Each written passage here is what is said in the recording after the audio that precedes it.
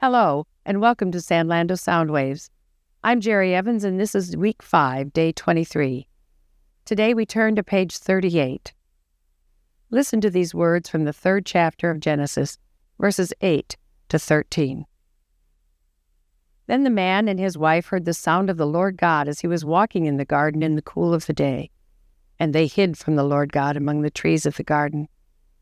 But the Lord God called to the man, "Where are you?" He answered, "I heard you in the garden, and I was afraid because I was naked, so I hid." And he said, "Who told you that you were naked? Have you eaten from the tree that I commanded you not to eat from?" The man said, "Well, the woman you put here with me, she gave me the fruit of the tree, and I ate it." Then the Lord said to the woman, "What is it that you have done?" The woman said, "The serpent deceived me, and I ate." What does this passage say? What did this passage mean to its original audience?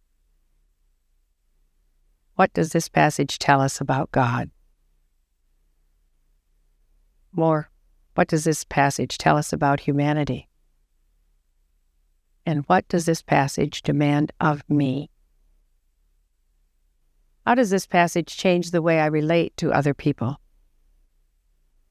And finally, what does this passage prompt me to pray to God? Now let's read a brief devotional regarding these verses. The story in these verses is almost comical.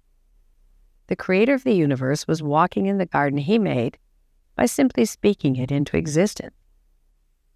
Adam and Eve, who God fashioned using his very hands, were there in the garden after eating from the tree God told them to avoid. Their responses are a picture of how we all respond when we sin. First, they tried to hide from God. Can you imagine Adam trying to duck down behind a bush in hopes that God wouldn't see him or find him? Then they started pointing fingers in blame. The man blamed the woman and pointed out that it was God who gave him this foolish woman in the first place. The woman, likewise, pointed to the serpent and blamed his deceit for her choice. They were busted in their sin, and they knew it.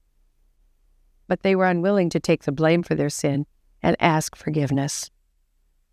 Each of us is also prone to run from God when we sin, even though He sees and knows everything we have ever done or will ever do.